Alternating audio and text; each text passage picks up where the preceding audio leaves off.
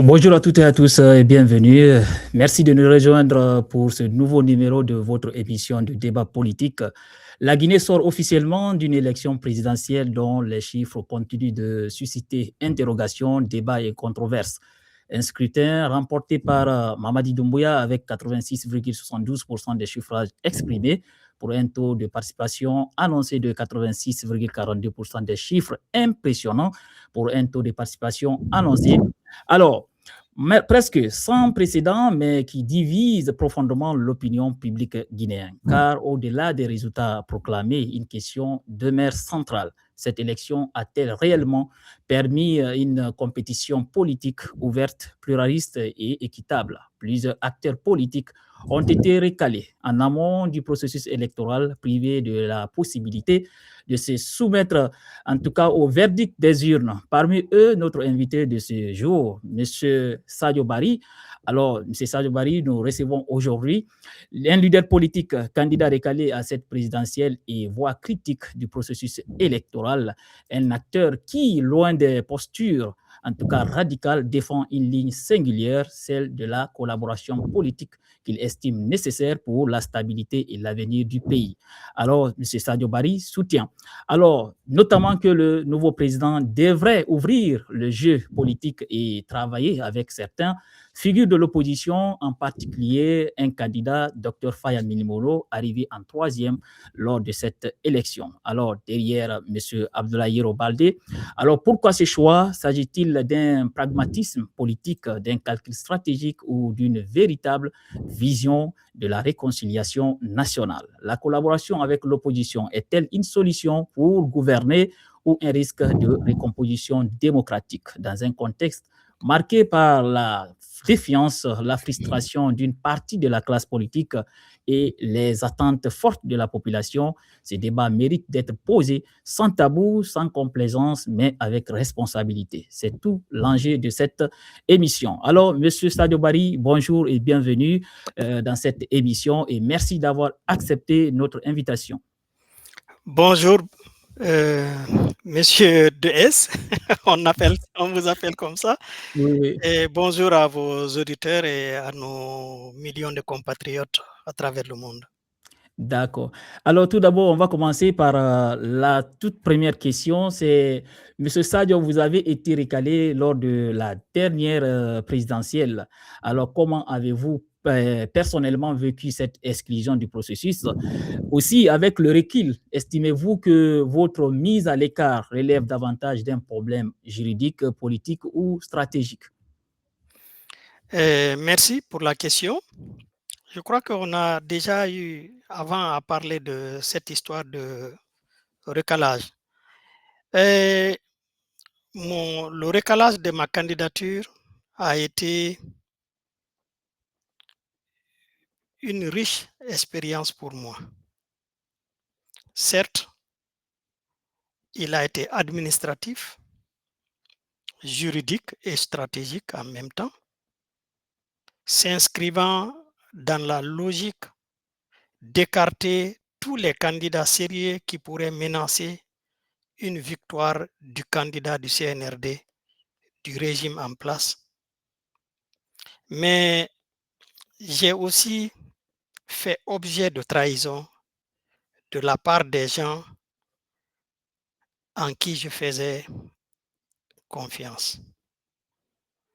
Donc, pour moi, ça a été une très bonne expérience. Je ne regrette pas d'avoir été recalé parce que je suis convaincu que si je n'avais pas été recalé, les conditions dans lesquelles cette élection s'est déroulée allaient certainement conduire à mon arrestation parce que je n'allais pas laisser faire certaines choses. Ça, il faut le dire honnêtement. C'est pourquoi peut-être Dieu lui-même a jugé nécessaire d'inspirer les gens de tout faire pour me recaler. Merci pour la question. D'accord. Est-ce qu'on peut avoir au moins le nom de la personne qui vous a trahi? Non, ici, je préfère, c'est que je vais juste donner des indices. D'abord, des gens avec lesquels nous avons fait des programmes qui n'ont pas honoré et qui m'ont laissé dans le suspense sans honorer. Je viens à la Banque centrale, on ferme devant moi. Et après tout, j'ai eu des informations selon lesquelles il y aurait eu même des gens qui ont payé de l'argent, qui ont payé des millions pour qu'on me recale, pour qu'on empêche ma candidature de passer. Et j'ai eu des informations à travers un ami avec lequel j'ai fait l'université, qui a des frères très haut placés, qui m'a appelé et qui m'a dit, en riant, il dit, mais toi, tu croyais quoi? Moi, mon grand frère m'avait déjà signalé que tu seras recalé. Vous voyez? Donc, mais c'est bien. Ainsi est faite la vie. Et les gens ne vont pas s'acharner sur vous si vous ne valez pas quelque chose. Voilà. Merci d'avoir répondu à cette question. Alors, on a d'autres questions aussi. C'est de savoir l'élection présidentielle dont vous avez tous suivi, qui a donné Mamadi Doumbouya vainqueur avec 86,72% des voix et aussi un taux de participation de 86,42%. En tant qu'acteur politique, comment interprétez-vous ce chiffre? Aussi, pensez-vous que ces résultats traduisent une adhésion populaire réelle ou plutôt un scrutin verrouillé politiquement? Alors, selon vous, qu'est-ce qui a plus marqué à ces scrutins, manqué à ces scrutins, je vais dire? La pluralité des candidatures, la compétition équitable ou la confiance des citoyens? C'est à vous l'antenne. Merci beaucoup.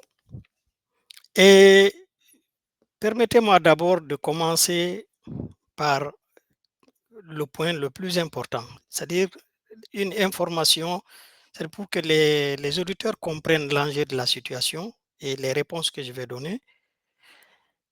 Les facteurs qui influencent le taux de participation à une élection sont la sécurité, la confiance dans les institutions électorales, c'est-à-dire ceux qui organisent l'élection, l'accès à l'information et à la mobilisation des électeurs. Pour le cas guinéen, aucune de ces conditions n'a été remplie en Guinée jusqu'au jour de ce scrutin du 28 décembre 2025. Vous pouvez, en tant que Guinéen et observateur, vous-même, vous pouvez confirmer qu'aucune de ces conditions n'est remplie en Guinée du CNRD. Pas de sécurité, pas d'organe électoral indépendant. Les gens ne font pas confiance en l'administration bien avant, même au moment où on avait des régimes beaucoup plus respectables et respectueux des lois. La population guinéenne n'a pas confiance en l'administration. À plus forte raison maintenant, avec un régime qui s'en fiche carrément des lois et même des textes que lui-même il a imposés, il marche dessus. Et pas de confiance aux institutions de l'État. Les médias sont bâillonnés.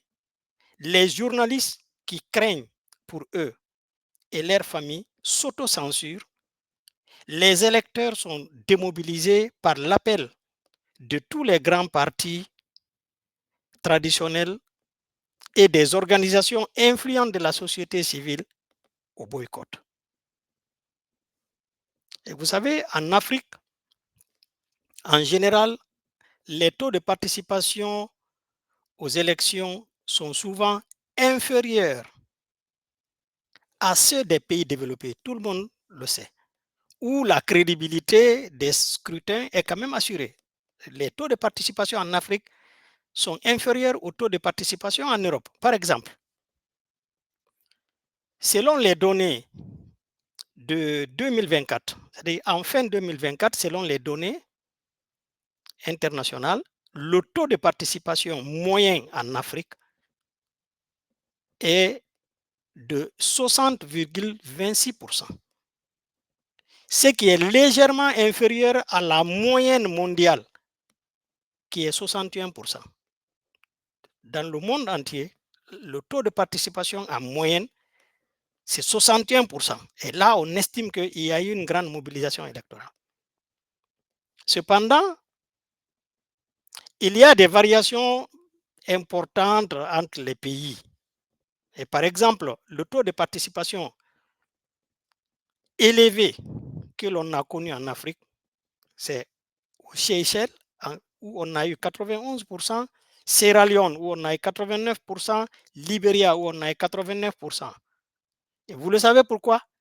Parce que ce sont des pays qui sont sortis de conflits, de guerres civiles, et au chevet desquels la communauté internationale, la communauté sous-régionale, tout le monde est venu. Il y a eu beaucoup de sensibilisation, il y a eu de la mobilisation. Les citoyens sont conscientisés que pour les prochains dirigeants, chacun doit avoir son mot à dire. Et donc, la population a été bien mobilisée, les moyens ont été mis en œuvre. C'est pourquoi, en Sierra Leone comme au Libéria, on a pu atteindre les 89%, mais ça, ce sont des exceptions après-guerre. Les taux de participation, en général, et faible que l'on constate souvent qu'on a enregistré sur le continent, c'est le Maroc, par exemple, avec 49%, le Gabon, 48%, le Soudan, 42%, et la Côte d'Ivoire, 41%, comme le Cameroun aussi, 41%. Eh bien, premièrement, prenons des élections qu'on a connues en Guinée dans le passé. Parce que pour chaque chose, on peut toujours se référer aux expériences qui ont été vécues.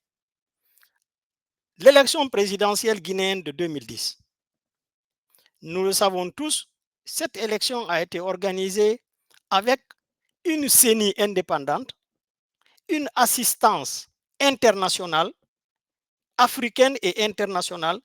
Il y avait un comité, comment on appelle ça, spécial qui a été mis en place des Nations Unies qui regroupait les facilitateurs africains, CEDEAO, Union européenne et les pays comme le Japon, le Canada, les États-Unis, tous ont apporté leur contribution. On a mis en place une commission qui s'occupait du financement et de la suivi de la présidentielle de 2010. Donc, la population guinéenne avait confiance au système, c'était une transition. Mais le 27 juin 2010 a eu le premier tour avec une grande mobilisation. Le RPG largement mobilisé sur le terrain, l'UFDG grandement mobilisé sur le terrain. Le taux de participation au premier tour a été 51,60%.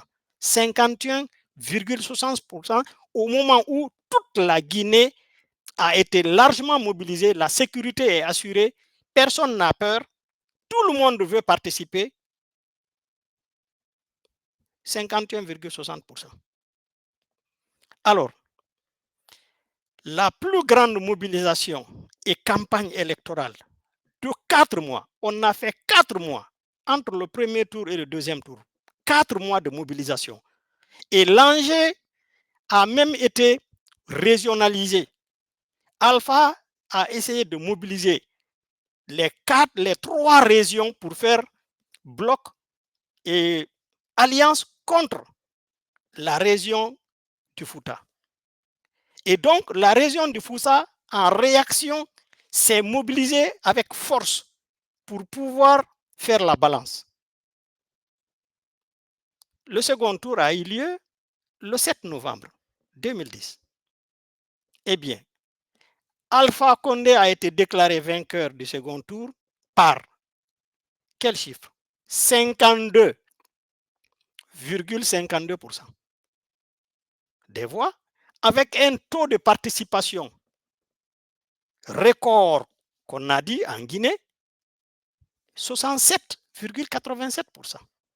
67,87% quand toute la Guinée, à l'intérieur comme à l'extérieur, s'est mobilisée pour une élection, pour un scrutin jugé historique et crucial. 67,87%. Le 15 novembre 2010, Alpha Condé est déclaré vainqueur du second tour. Bon, ça, en fait, je reprends, on peut donc dire environ, si on maximise, ça serait 68% en 2010, quand Alpha a été proclamé vainqueur. Le taux de participation a été 68%, parce que c'est un peu moins de 68%, mais on peut maximiser à ça. Maintenant, prenons le deuxième cas. Élection présidentielle guinéenne de 2015. L'UFDG, le plus grand parti national de la Guinée, face au RPG et à ses alliés, la plus grande coalition politique guinéenne, face au plus grand parti national du pays, les deux en affrontement, l'UFDG qui veut prendre sa revanche est venu en confrontation contre le RPG en 2015. L'enjeu était majeur.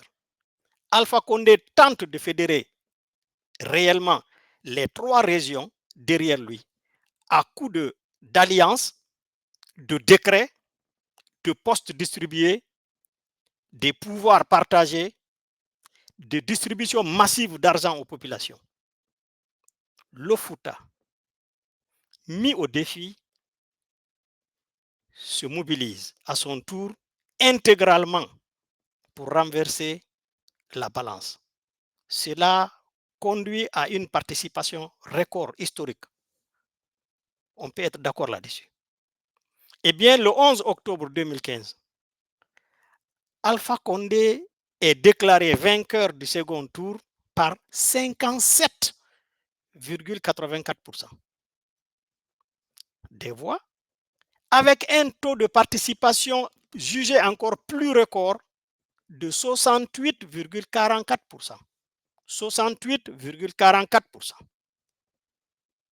Alors, dans les conditions où les élections ont été organisées dans des conditions tout à fait normales, requises, en Guinée, nous n'avons jamais atteint les 70% de taux de participation. Prenons le troisième cas, l'élection présidentielle maintenant. Ici, 2025. Aucun enjeu. Tous les grands partis sont éliminés et les leaders politiques qui font peur au CNRD sont écartés. La classe politique traditionnelle et les organisations influentes des forces vives appellent toutes au boycott. Toutes ces organisations politiques et influentes des forces vives appellent au boycott du scrutin. Demandent à la population de ne pas y aller. Le comportement de la junte elle-même, qui agit de façon unilatérale, sans dialogue et de manière expéditive, les partis qui ont été tolérés à participer sont convoqués du jour au lendemain pour tel programme, sans aucune préparation réelle, sans concertation préalable. Et de façon, comme je l'ai dit, unilatérale, le CNRD a refusé de mettre en place l'organe indépendant, l'organe technique indépendant qui est normalement chargé, conformément à l'article 41 de la Constitution, que elle-même elle a imposé, et à l'article 1 du Code électoral, que le CNT, son propre CNT, nous a écrit, rien n'a été respecté. Eh bien, tous ces faits ont contribué à amener les électeurs à se détourner des urnes. Tout le monde en a été témoin. Le monde entier a été témoin et convaincu que le jeu était fait d'avance en Guinée. Tout le monde le dit. En Guinée, comme à l'extérieur, on dit le jeu a été fait d'avance. Alors, le jour du vote, nous avons vu des bureaux de vote totalement vides, même à Dixine, entre 11h et midi. À Dixine, au centre de Conakry, on a vu des bureaux de vote vides. Personne. Il n'y a même pas un électeur qui est arrêté devant. Comment? Guéna Boutouré. Et attendez, les mêmes informations sont venues de l'intérieur. On a vu un bureau de vote à Kishidougou où il n'y avait que 2 personnes en rang. Il y avait une femme et le chien derrière la femme. Il n'y avait que les 2 êtres. Comment Guéna Boutouré de la DGE peut-elle alors affirmer que le taux de participation est élevé à 85% le lendemain du vote? Elle dit ça le lendemain du vote, alors que normalement elle a vu elle-même la réalité sur le terrain. Le taux de participation est élevé à 85%. Écoutez, elle a corrigé le chiffre après à 80,95%. Mais c'est qu'elle a été prise dans son propre piège. Après avoir parlé de 85% de participation le lendemain du scrutin, elle ne peut pas corriger tout ça là en revenant à moins de 60% parce que nous n'avons même pas eu 15% de participation en Guinée. Vous voyez les médias d'État français sont les plus critiques en ce moment contre ce qu'ils appellent le putschiste Doumbouya, qui aurait organisé une élection verrouillée pour confirmer, simplement valider sa confiscation du pouvoir. C'est les médias français même qui le disent. D'après le journaliste investigateur français Thomas Titris, la France recommanderait même à Laurent Doumbouya de rentrer pour le moment en France pour sa sécurité. Eh bien, si la France, parce que vous avez vu, à la veille, un jour avant le scrutin, les citoyens de Sonfonia ont connu une violence, des affrontements entre deux factions de l'armée. Vous pensez que les citoyens seront incités dans ce pays, dans cette capitale, à sortir pour aller voter, quand déjà on s'attend à un affrontement entre groupes militaires qui a déjà fait des morts civiles par balles perdues? Vous voyez, si la France fait ce genre de recommandation à la femme qui doit être la première dame de la République, cela veut dire quoi? Cela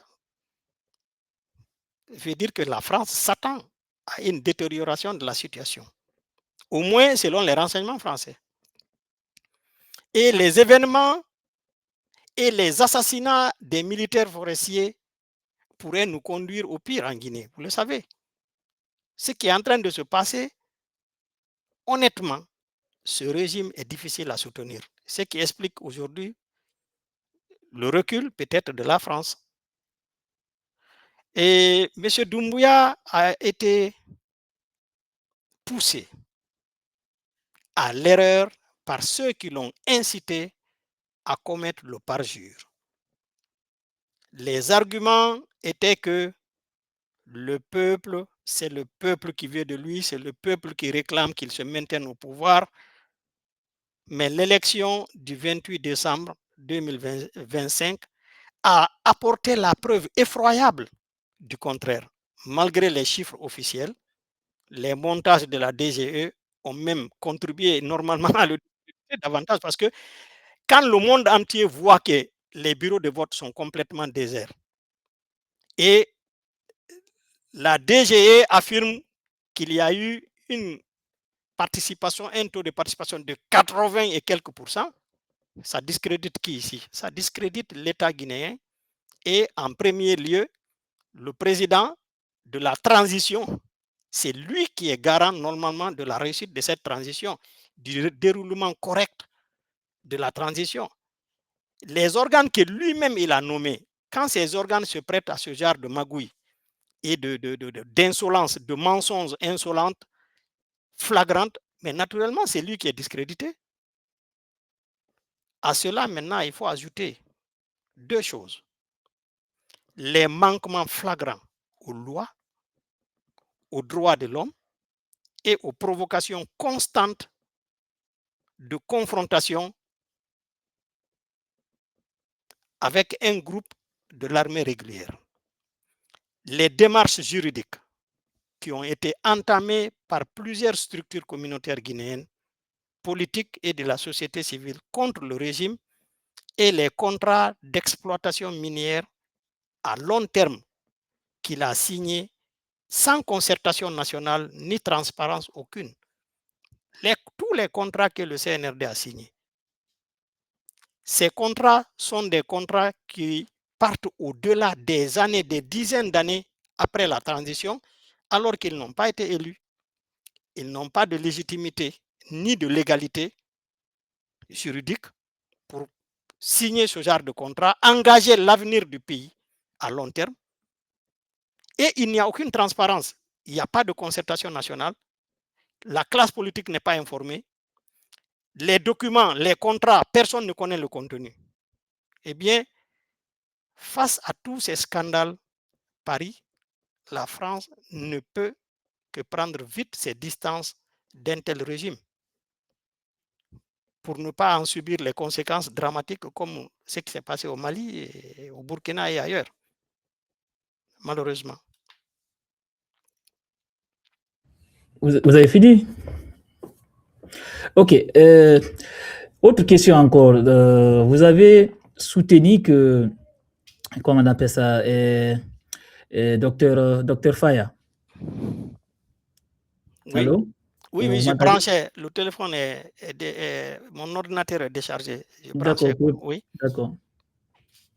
Oui. Ok, vous avez soutenu l'idée que le nouveau président élu, dont le général Doumbouya, devait collaborer avec le docteur Faya Milimolo, qui est arrivé en 3e position. Pourquoi ces choix précisément? Mais aussi, que représente aujourd'hui docteur Faya Milimolo dans le paysage politique guinéen?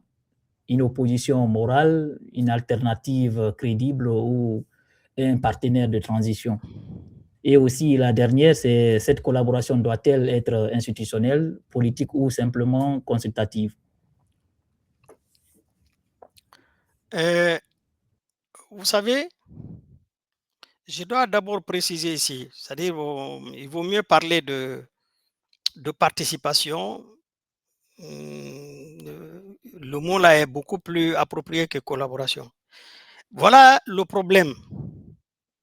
Moi, je pense que il faudra éviter les gens, les opportunistes de tous les calibres, de toutes les régions se sont coalisés parce que Mamadi Doumbouya leur a donné l'occasion. Il a montré qu'il veut le pouvoir, il ne veut pas laisser.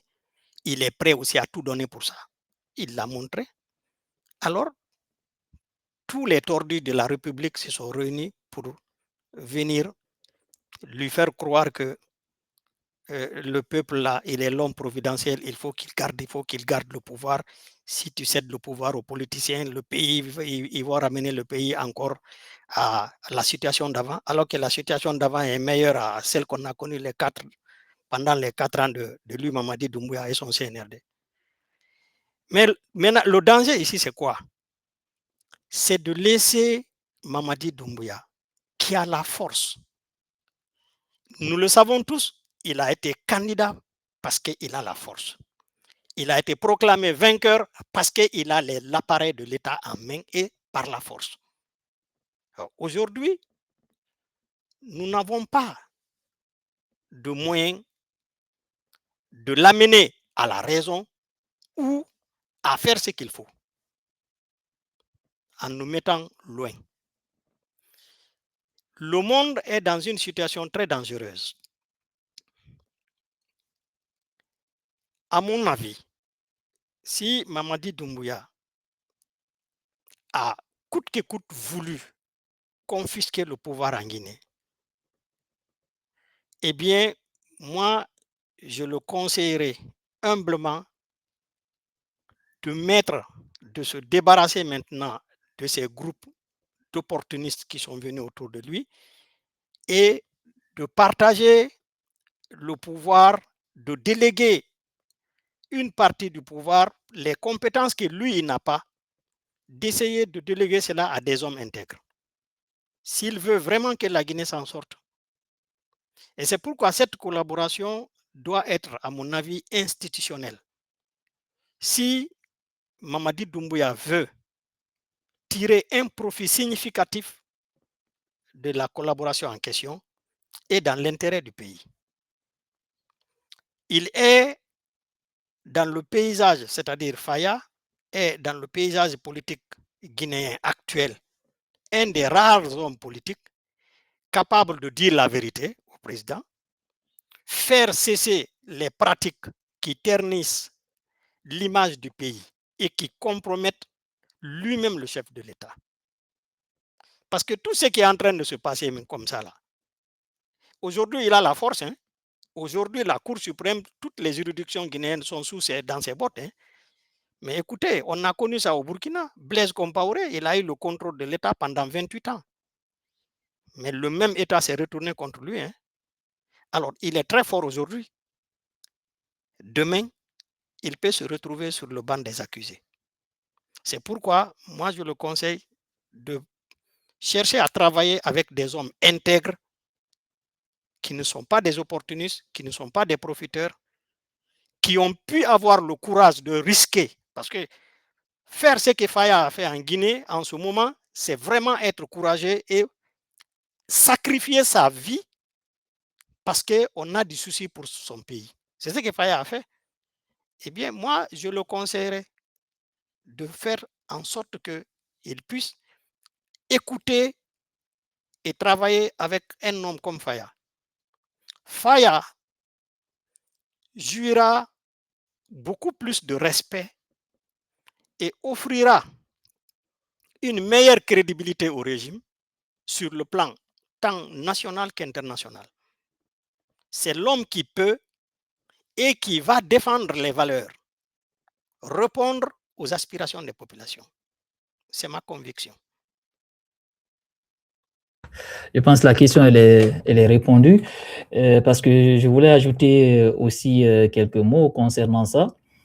Vous savez, on peut avoir un homme, par exemple, à la tête d'un pays qui n'a pas d'expérience. Mais si la personne est entourée par des personnes vraiment de l'expérience, il va faire beaucoup de choses pour le pays. Exactement. Oui, et là, c'est une très, très bonne chose aussi. Je pense que Mamadi va écouter ses conseils aussi parce que c'est vraiment bien, parce qu'il ne faut pas tout critiquer aussi. Si on peut donner aussi des conseils, en tout cas à des personnes qui veulent vraiment écouter, parce que c'est ça aussi. On peut donner des fois des conseils à des gens, des très, très bons conseils, mais les personnes ne les écoutent pas. Mais je pense que votre conseil va être entendu de toute la façon. Alors, il y a autre question encore. Cette fois-ci, c'est concernant l'autre, comment il s'appelle, Hiro, le candidat Hiro, qui est arrivé devant Dr Faya Minimolo.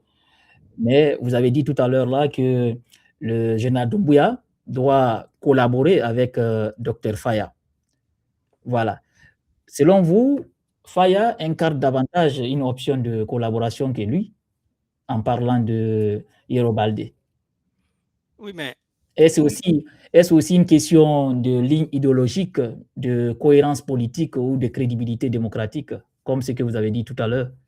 À la fois crédibilité démocratique, mais aussi précaution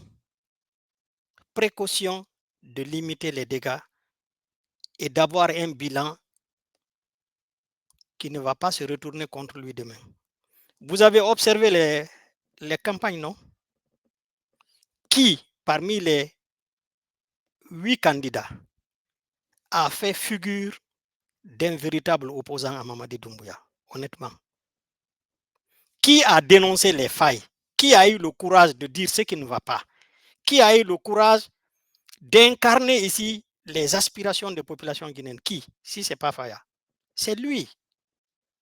Eh bien, vous savez, quand on est une puissance d'occupation, telle que Israël en Palestine, c'est qu'on a le sort du peuple.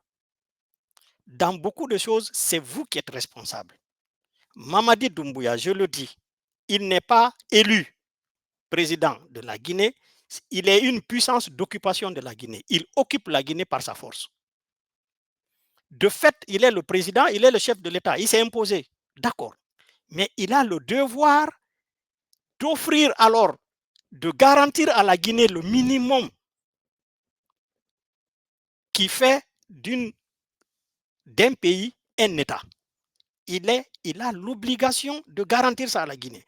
Et le monde est en train de venir à une phase où tout peut chambouler. Le droit international, la communauté internationale, tout est en train de s'écrouler.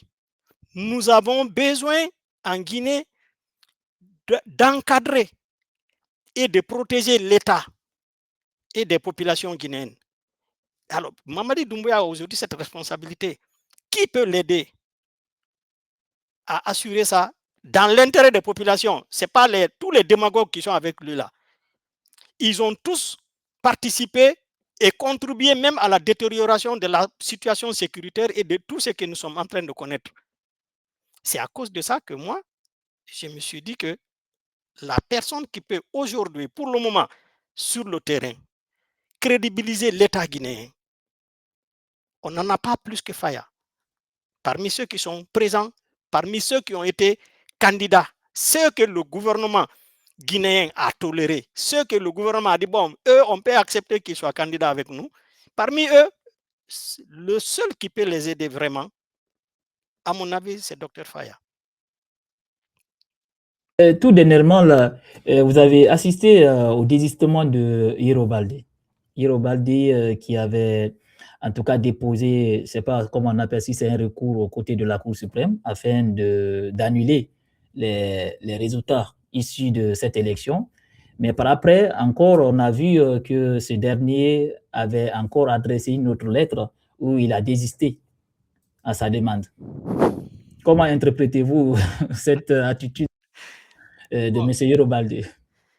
J'ai beaucoup regretté. Bon, la démarche de Hiro s'inscrit dans la logique, nous, qui a fait que nous avons eu la rupture avec le candidat Hiro, parce qu'on avait fait une alliance.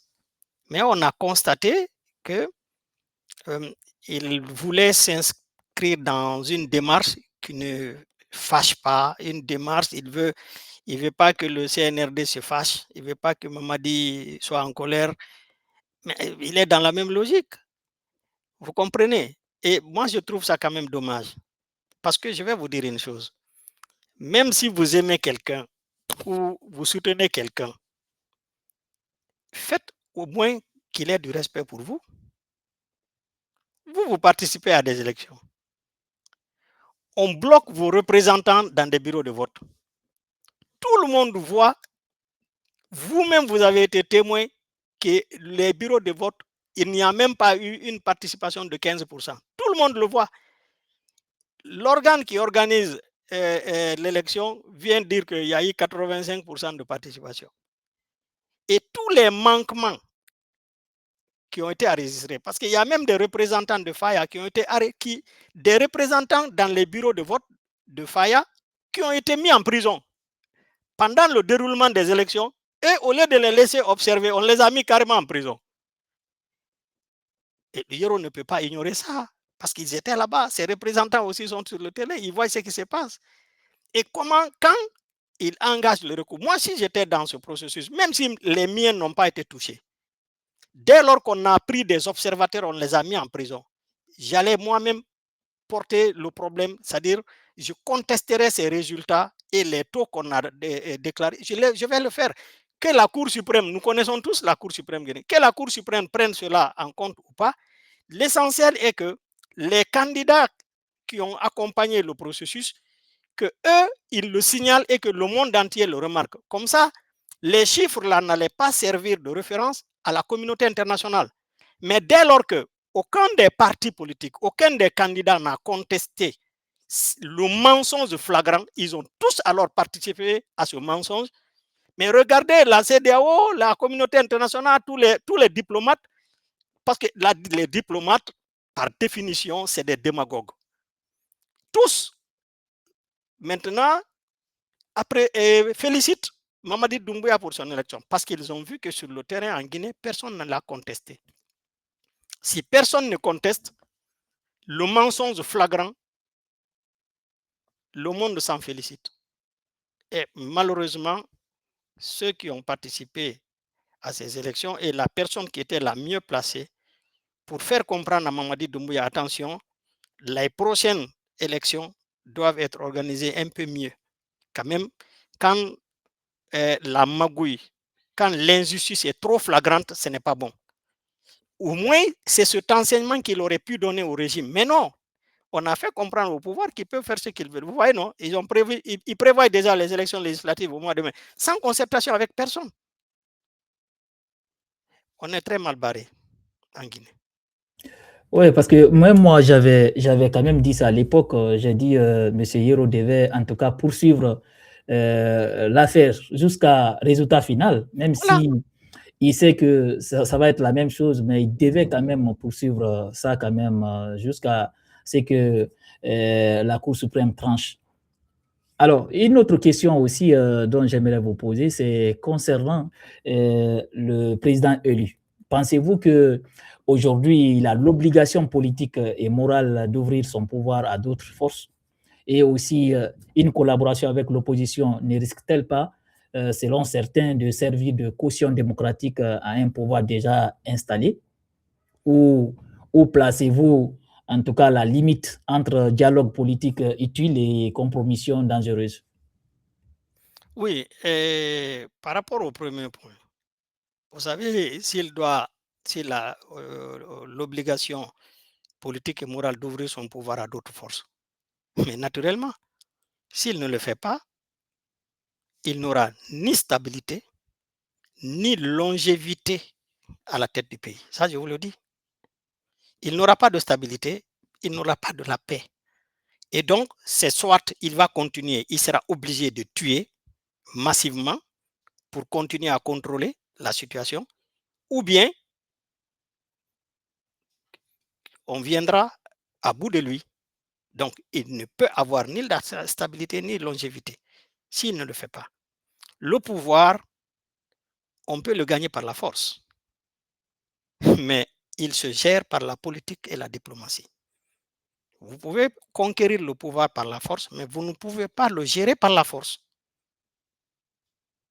Il a décidé d'être politicien, non? Maintenant, le général Mamadi a décidé d'être politicien. OK. Eh bien, la politique, c'est l'art des compromis. Or, il a sacrifié sa crédibilité et sa popularité guinéenne et mondiale, africaine et mondiale, pour avoir le titre de président. Mamadi Doumbouya a sacrifié sa crédibilité, il a sacrifié sa popularité en Guinée, en Afrique et dans le monde, juste pour obtenir le titre de président. Parce que tout le reste, il avait déjà. C'est pour obtenir le titre de président qu'il a fait ça. Eh bien, il lui faut maintenant, pour gérer le pays, utiliser une personnalité plus ou moins crédible pour être pris au sérieux. Parce que lui, il n'est plus la personne indiquée pour venir déclarer des projets aux Guinéens, pour venir faire des promesses aux Guinéens. Il ne peut pas. Il doit travailler maintenant, tendre la main aux autres pour apaiser la situation et pour amener la population à s'intéresser, à donner une certaine crédibilité à ce qui va se faire ou à ce qui est en train d'être dit. Parce que l'État a perdu sa crédibilité. Alors, et si la collaboration ne risque pas de servir de caution démocratique, écoutez, voulez-vous vraiment qu'on laisse le pays entre les mains de ces militaires et la horde d'opportunistes qui les ont insisté à accompagner, qui les ont insisté, c'est-à-dire incité et qui les ont accompagnés au parjure à confisquer le pouvoir? Ils ont déjà le pouvoir, ils l'ont confisqué. Notre pays va ressembler à quoi après quelques années, selon vous? Lansana Conté, il a pris le pouvoir, il a dit qu'il va faire une transition, il est resté 24 ans. Et le pays, le retard que la Guinée connaît, ce sont ces pouvoirs de transition qui se sont transformés en pouvoir permanent. Le PDG, Sékou Touré, il était censé organiser juste une transition et des élections. Il s'est maintenu. Lansana Conté a fait la même chose. Alpha a voulu faire la même chose. Mais c'est ce qui met la Guinée en retard. C'est pourquoi la Guinée, le premier pays francophone à être indépendant, est aujourd'hui le dernier à se retrouver. Jusqu'à présent, on n'a fait que tomber et se relever et tomber et se relever. Aller un pas en avant, deux pas en arrière. Donc, nous sommes toujours dans ce tango-là. Si l'on ne peut pas l'empêcher de confisquer le pouvoir, il faut au moins limiter les dégâts en ne le laissant pas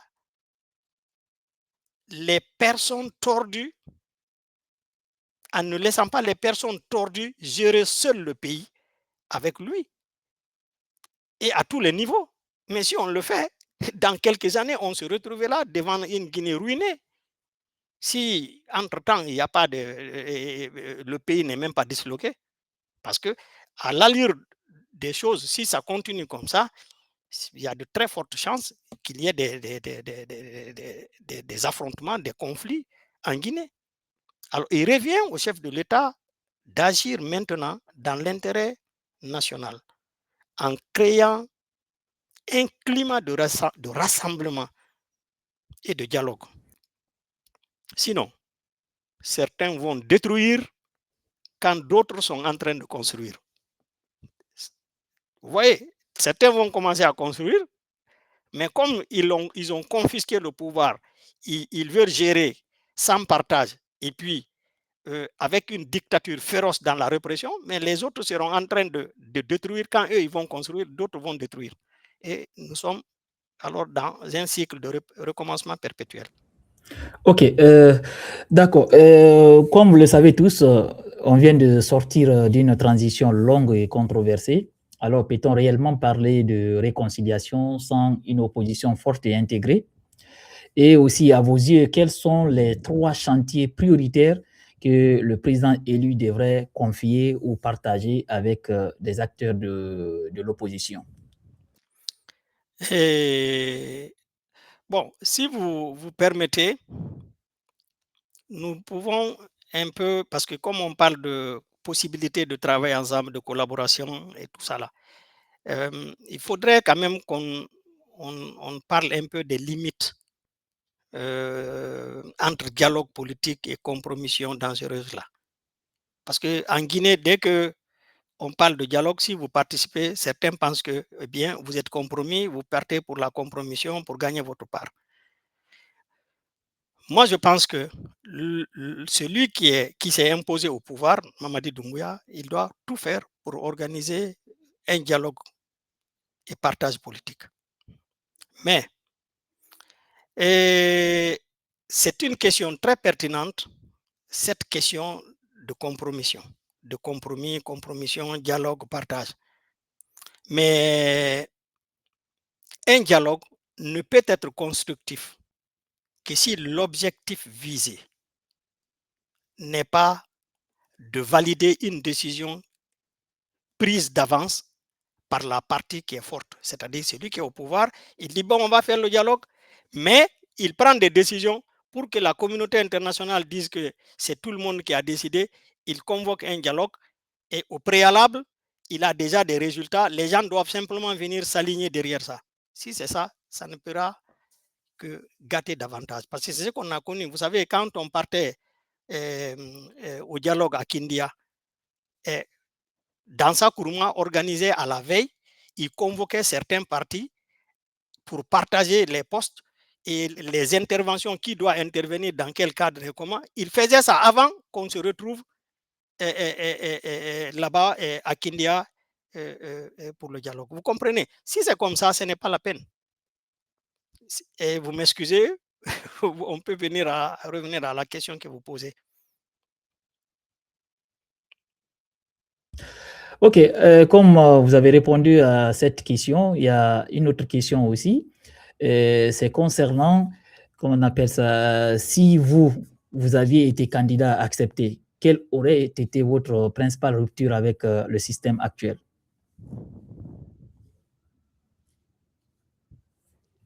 Et moi, si j'avais été candidat, eh bien, la rupture avec le système actuel allait être la fin des intimidations et des kidnappings, la fin de l'impunité, la valorisation de la parole et de la vie humaine, le respect de la Constitution et du Code électoral, un climat de dialogue franc et inclusif, le respect et l'intégration de l'opposition aux décisions nationales. Notre devise nationale, c'est-à-dire conformément à notre devise nationale, nos lois, la Constitution et le Code électoral prescrivent ces choses-là en réalité, c'est-à-dire la concertation. Mais sous l'état d'exception et maintenant après cet état, qu'est-ce que nous constatons? Le régime CNRD garde le même comportement. Les mêmes violations des droits de l'homme continuent. les mêmes pratiques unilatérales continuent. Si la loi n'aide pas les gens à être meilleurs, écoutez, excusez-moi, frère, est-ce que vous avez constaté un changement en Guinée avant le référendum, c'est-à-dire l'adoption d'une constitution nouvelle et l'élection présidentielle? Vous avez constaté un changement entre avant et après? Vous avez constaté un changement? Hmm? Allô? Oui, j'ai dit non, non. Écoutez, alors, ça veut dire quoi? Si la loi n'aide pas les gens à être meilleurs, mais à quoi elle sert? À quoi? Le président qui dit être élu du peuple doit maintenant se démarquer du CNRD. S'il veut répondre aux aspirations du peuple, hein, s'il veut être un chef d'État, un président respecté et aimé, il doit se démarquer du CNRD. Moi, je l'inviterai d'ailleurs à dissoudre ce CNRD-là. Par ailleurs, si au pouvoir, vous refusez de faire régner la justice, vous êtes au pouvoir, vous refusez de construire la justice, de faire régner la justice et la loi, mais un jour, vous et ou bien votre famille devriez faire face à l'injustice. Vous allez exactement vivre le système que vous êtes en train de créer là. Vous ou bien votre famille ou bien ensemble, vous allez vivre ça. Le pouvoir est le sommet du bonheur, c'est vrai, mais il expose en même temps à l'une des deux options. L'honneur ou bien le calvaire. Une fois que vous êtes arrivé au pouvoir, vous n'avez que deux issues au final. L'honneur ou bien le calvaire, vous et votre famille. Nous avons tellement connu d'exemples en Guinée et ailleurs, en Afrique ou bien dans le monde. Prenez la famille de Sékou Touré et les barons du PDG. Ils n'ont fait que construire et entretenir la violence, les violations des droits. Ils ont refusé l'état de droit. Ce qu'ils ont fait en Guinée, la forme de justice qu'ils ont construite en Guinée, ils en ont été victimes après. Le CNRD de Dadis a connu le même sort. Alpha Condé et les barons du RPG, quel est leur sort aujourd'hui? Les Kassouri, les, comment on appelle ça? Amadou Damarou. Ils ont cru à un moment donné qu'ils sont plus forts que Dieu. Quel a été leur sort? Samuel Do, Robert Gay, Blaise Compaoré. Écoutez, quand vous avez le pouvoir, faites tout pour que la justice soit cultivée dans votre pays. Ça, c'est une façon de vous protéger et protéger vos propres descendants, votre famille et vos descendants. Parce que la finalité, ce que vous entretenez aujourd'hui, votre famille en sera victime demain. Elle sera exposée aux mêmes réalités demain. C'est la réponse que j'ai voulu donner. Pardon. Considérez-vous aujourd'hui comme un opposant critique ou un républicain pragmatique ou un médiateur politique? Bon, moi, je me considère simplement comme un Guinéen très préoccupé de la situation dramatique de notre pays et qui est soucieux de son avenir. C'est tout. Connaissant bien ce qui se passe dans le monde et qui risque d'arriver,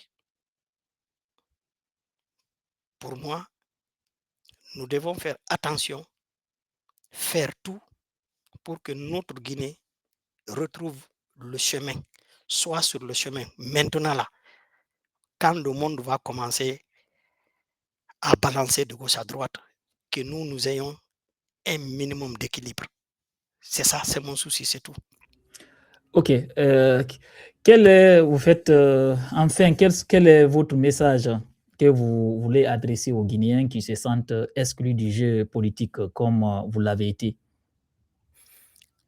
Et aux Guinéens qui se sentent exclus du jeu politique, je dis que votre voix compte et vous n'avez pas besoin d'attendre la permission de quelqu'un pour la faire entendre. Nous devons beaucoup prendre conscience en Guinée.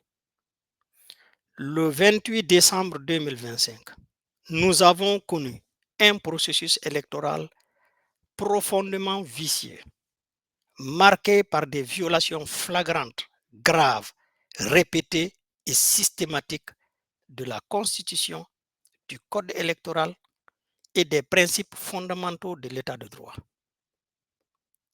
Conformément à l'article 2 de la Constitution, la souveraineté nationale appartient exclusivement au peuple, qui l'exerce notamment par des élections libres, exclusives, transparentes, honnêtes et régulières. Or, ni les conditions de préparation, ni les déroulements du vote, ni la gestion des résultats du scrutin présidentiel du 28 décembre 2025 ne permettent d'affirmer que la volonté souveraine du peuple guinéen s'est librement exprimée.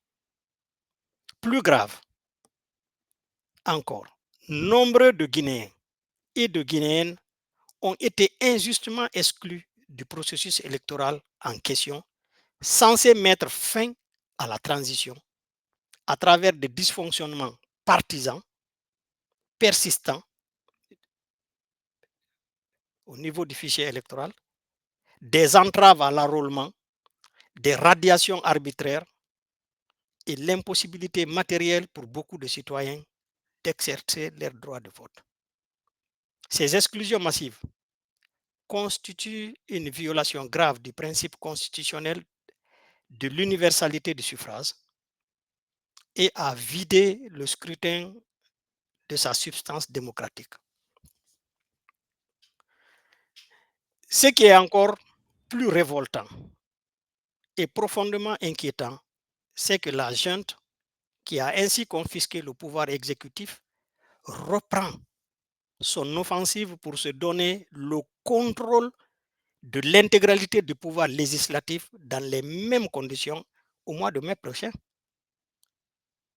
Ils prévoient organiser les législatives déjà au mois de mai prochain. Ils font l'annonce alors que les failles qu'on a constatées, les manquements, les déficits et la mise en place de l'organe technique indépendant qui doit gérer les élections, rien de cela n'est à l'ordre du jour. Ils nous parlent d'élections législatives. Ça veut dire qu'ils veulent faire la même chose. Il s'agit ni plus ni moins d'un blanchiment électif de la prise en otage de l'État guinéen, visant à asservir la population et à disposer de ses ressources sans partage ni contrôle. Cette situation constitue une atteinte grave à la démocratie et aux droits de la population guinéenne. Il est urgent que les Guinéens et la communauté internationale se réveillent face à la situation qui prévaut aujourd'hui en Guinée et qui risque de nuire non seulement à notre pays, mais à toute la sous-région. Eh bien, chers Guinéens, la politique, c'est l'affaire de tous, car les décisions de l'État s'appliquent à vous, que vous vous y associez ou pas, que vous choisissiez vos dirigeants ou pas, leurs décisions s'imposent à vous. N'attendez pas que les autres décident pour vous. Engagez-vous, participez aux discussions, votez et faites confiance en vos capacités à changer les choses. La Guinée a besoin de vous. Nous, partis politiques ou forces vives, avons besoin de vous, de votre soutien pour obliger les dirigeants à respecter vos droits et avoir de la considération pour les faibles. Si tu es pauvre, il ne te reste plus que deux choses pour avoir le salut: le courage et la persévérance, mais pas l'abandon. Si vous abandonnez, vous êtes perdu. Ils sont l'État, ils sont l'armée, ils sont la police, ils sont la justice. Tout semble perdu pour nous. Chacun de nous est pauvre et impuissant face à ces gens-là. Peut-être on peut t'arrêter à tout moment, emprisonner ou même tuer, sans crainte aucune de conséquences. Mais ensemble, nous serons capables de créer une opposition forte qui peut faire la balance et inciter les acteurs à changer leur comportement et à adopter des pratiques plus inclusives et respectueuses. En revanche, si l'opposition est trop faible parce que vous l'avez abandonnée ou elle devient inexistante, il peut y avoir un risque d'impunité. Les acteurs de crimes ou de violation des droits de l'homme peuvent ne pas être tenus responsables et répondre de leurs actes. Leurs amis, leurs parents, leurs clans, les membres de leur clan qui détournent les biens de l'État vont jouir de l'impunité, alors que les autres citoyens guinéens sont traqués à longueur de journée. Et il y a le risque de répétition des erreurs. Les mêmes erreurs du passé vont se reproduire si les acteurs ne sont pas obligés à changer leur comportement. C'est l'appel que moi je voudrais lancer aux Guinéens. Notre sort, c'est vrai qu'il y a des gens qui sont puissants, qui nous imposent, qui nous infligent des douleurs, mais en réalité, notre sort est entre notre main. C'est ça. Ok, c'est la dernière question que je vais vous poser. Selon vous, l'avenir de la Guinée se jouera-t-il dans la collaboration politique ou dans une opposition frontale au pouvoir en place? C'est la dernière question. Vous savez, l'opposition frontale ne peut que plonger le pays dans une instabilité chronique, diviser le peuple et freiner le développement du pays. C'est pourquoi ce n'est pas souhaitable. La collaboration politique, en revanche, peut permettre de trouver des compromis et de mettre en place des réformes bénéfiques pour tout le monde. L'avenir de la Guinée, comme de toute nation africaine, se jouera probablement dans la collaboration politique et le partage. La Guinée a besoin d'une gouvernance inclusive, participative, pour relever les défis du développement et de stabilité. Pour cela, il nous faut un gouvernement responsable et une opposition constructive, favorisant ainsi et garantissant un dialogue permanent qui peut aider à trouver des solutions durables et poser des actes irréversibles qui survivent au changement des régimes. Parce que sans la concertation, que vous appelez ici collaboration, sans la participation, un régime qui vient, qui fait tout unilatéralement, même bon, dès que lui il quitte, ceux-là qui viendront après, ils remettent tout en cause, ils détruisent tout. On a vu le CNRD, on a vu les Mamadi Doumbouya remettre en cause des décrets de Lansana Conté. Si on veut éviter ça, c'est que dès maintenant, il ne faut pas continuer à avancer aveuglément et unilatéralement. Essayer d'inclure, de se concerter et de faire en sorte qu'il y ait pour certaines choses, qu'il y ait au moins un consensus national pour certaines. Au moins tout ce pourquoi on a eu un consensus national peut être préservé demain. Mais tout cela n'est possible que si nous avons un président courageux et patriote qui soit capable de penser au-delà de ses intérêts personnels, de son clan hégémoniste et de sa région pour servir la nation tout entière, conformément au serment qu'il a ou bien qu'il va solennellement prêter. Tout dépend de ça. Vraiment, M. Sadio, nous arrivons au terme de cette émission. Alors, ces débats nous rappellent une chose essentielle au-delà des chiffres, des proclamations et des postures. La démocratie ne se résume jamais à un résultat électoral. Elle vit du pluralisme, du dialogue, de la contradiction et surtout de la capacité à écouter ceux qui ne sont pas au pouvoir. Alors, comme vous avez entendu les propos de notre invité, qui montrent que la Guinée se trouve à un carrefour décisif, celui du repli politique où le pouvoir gouverne seul, ou celui de l'ouverture où la gouvernance s'appuie sur la diversité des voix et des idées. Alors, collaborer avec l'opposition n'est ni aveu de faiblesse, ni une concession inutile. C'est parfois un acte de maturité politique lorsque l'intérêt national, en tout cas, l'emporte sur les calculs personnels. La stabilité, la paix sociale et la crédibilité démocratique de la Guinée dépendront alors moins de la force d'un homme que de la qualité du dialogue national qui sera engagé dans les mois à venir. Alors, M. Sadio, merci beaucoup. Merci pour la disponibilité et la clarté de vos positions.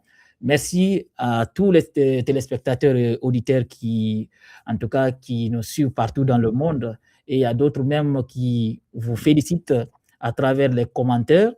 Je ne sais pas, peut-être vous connaissez certaines personnes. Il y a un certain Mohamed Ding City, il est aux États-Unis, je pense qu'il le connaît. Voilà. Du monde. Voilà, il vous salue. Voilà, depuis Michigan, côté Windsor. Merci aussi beaucoup. au Canada. Je dis bien des choses à tout le monde. Voilà. Et vous pouvez aussi remercier les téléspectateurs aussi. Si vous avez un message aussi à adresser à d'autres, peut-être vous n'avez pas dit quelque chose. Si vous voulez ajouter quelque chose, vous avez l'antenne, vous pouvez le faire. Grand merci. Je voudrais avant tout vous remercier très sincèrement de m'avoir donné l'opportunité de passer ce message. C'est que moi, je pourrais dire à nos compatriotes, c'est que le monde ne va pas bien. Et comme le monde ne va pas bien, les choses peuvent se bouleverser très rapidement. Il sera possible que dans les mois ou les années à venir, qu'on soit dans une situation où on ne peut même pas importer quelque chose, que chaque pays soit obligé de faire face à sa survie, d'assurer, de se battre pour sa survie dans ces frontières. Cela peut bientôt nous arriver. Et c'est pourquoi il ne faut pas attendre. Essayons dès maintenant de voir comment nous pouvons aller au-delà de nos clivages, de nos divergences pour trouver un consensus national et essayer de garantir le meilleur à notre peuple. Donc, je dirais grand merci encore à tout le monde et j'invite nos compatriotes à s'intéresser, à ne pas se décourager. C'est comme ça, et tous les peuples aujourd'hui qui sont très développés, vous prenez les États-Unis, la France, c'est des gens qui ont même connu des guerres civiles avant. Vous comprenez? Nous avons la chance d'apprendre de l'histoire, de tirer des leçons de tout ce qui s'est passé ailleurs autour de nous et ailleurs dans le monde, faire en sorte que nous prenions le chemin qu'il faut sans connaître des drames, sans être obligés de nous battre et d'enterrer des millions de nos compatriotes, des membres de nos familles. Mais aujourd'hui, tout est entre les mains de celui qui a le pouvoir en Guinée, mais aussi de la responsabilité des leaders politiques et de la société civile. Alors, je vous remercie. Bien des choses à tout le monde. Bonne et heureuse année. Merci, M. Sadio. Merci beaucoup. Merci. Je suis très, très content de vous recevoir aujourd'hui encore. Et surtout, j'espère qu'on aura d'autres émissions aussi très, très prochainement. Et merci à vous et bonne année à vous aussi. Mes meilleurs voeux, surtout santé, prospérité. Et à très, très bientôt. Peut-être Mamadi va vous inviter à son investiture le 17. Vous aurez votre invitation sûrement. Il va vous envoyer une invitation. Non, c'est pas la peine. Ah, ok. Merci et bonne journée à vous. Merci beaucoup. Merci À tout le monde. Merci beaucoup. À très bientôt. À très bientôt, oui. Merci. Au revoir. Au revoir.